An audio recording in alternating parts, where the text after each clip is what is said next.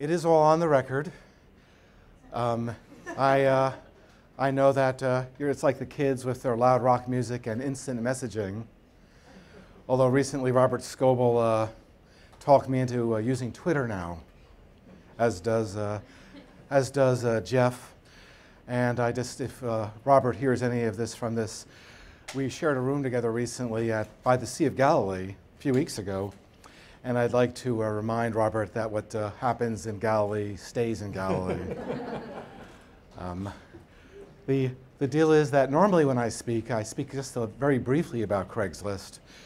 There are some of the usual themes that I'd like to get out of the way. Then given this context, I might mention a few of the things that I'm doing as an individual. The theme is I generally don't know what I'm doing, but I do rely on the advice of people who are smarter than me. I'd like to say including Jeff, but I could just be humoring him. And other folks that even on this trip while I'm here doing a few events, I'm actually meeting with people, talking to them about stuff that's going on. I just arranged a meeting at ProPublica down the street a bit, long bit. And I just met with a media guy from the Obama campaign. And tomorrow night I actually attend a news taping. I'm not being interviewed, I'm just in the audience, from one of America's most noted newsmen, Stephen Colbert. Yeah. By the way, this marks the beginning, I guess, of my college tour, because in a week I'll be speaking at Berkeley, followed by a couple others. I will pick up a couple of honorary doctorates, which means that I will be more doctorate-y than Colbert, and I may challenge him on that. Yeah. The deal with Craigslist, the major themes that there's nothing noble or altruistic about it. We are a community service. We are not an investment. Nothing like that. Again, not noble, not pious, or anything like that. We run out of a sense that, I joke about nerd values, meaning once you make a comfortable living and save enough to have a comfortable living 50 or 100 years hence, that's enough. It's more fun to try to change things. And it's been 13 years just running out of some unspoken sense that what we do feels right. In the last few years, we've realized how boring we are, and yet how true one of our core values is the notion that you want to treat people like you want to be treated. That means try to provide good customer service. That's what I was doing before getting on the subway, and I'll be doing it later. Even though I'm traveling, that doesn't relieve me of my customer service work. It just means I kind of bunch it together more. So basically we have a website serving probably over 10 billion page views a month now. I'm waiting for the compete.com numbers to come out. I'm guessing we'll have about 33, 34 million unique visitors per month. And we just keep plugging away. Jim Buckmaster runs things. Hired him in 2000, and I think towards the end of the year, I made him CEO, because as a manager, I suck. But I'm a very good, I'm a good customer service rep, and again, part of that is actual genuine crime fighting. The deal being is that if someone pulls an actual crime on our site, we are good at helping out the cops locate the bad guys. We're good at the simple forensics involved. I've even met the guys at One Police Plaza, Computer Crimes, talking about that.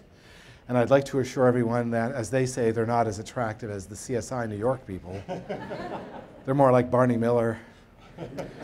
But one important message, which I need to see in the press more, is that we do it both going after the bad guys fast, but also respecting the rights of the accused. Almost everyone here is too young to remember that in this country we used to have a Constitution and a Bill of Rights. And I'm old enough to remember that. And we still we act as if the Constitution was still in effect, as we expect it will be on January 20th. So we work really hard on that.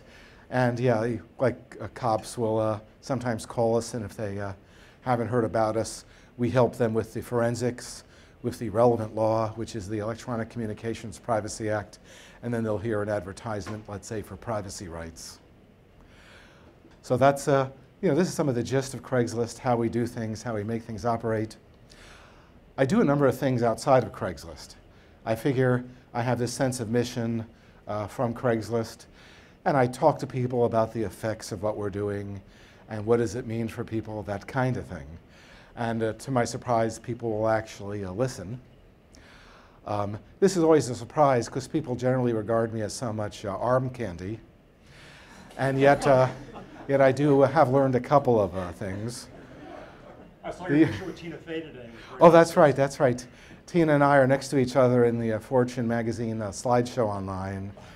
And again, whenever I mention that, I'm looking for a new witty reference to a sexy librarian to follow this, which irritates the girlfriend because I keep asking her to wear her glasses. But the deal is that I will support groups. I mean, there's a lot of people who are doing good things, and they don't get much press time. Maybe they have a story and it comes and goes in a day. Like there's Donors Choose, which helps people fund classroom projects. There's Voto Latino, which is Hispanic voting rights. I was in my first telenovela recently, which was a PSA where I believe I was the star, if in Hollywood talk, cameo means star. And Rosario Dawson, I think, was among my supporting actors. And the deal, too, is that, in town here, there's the headquarters of a group called Iraq and Afghanistan Veterans of America. They're pushing things to help. Well, the guys fighting out there have been generally screwed, and they're doing things like pushing the new GI Bill, which is to give them some actual educational benefits. Right now, it's basically the same as zero, a little better. But they're pushing it, and I do know that Barack and Hillary are behind it. But oddly enough, McCain and President Bush have seen fit not to support the troops in this manner.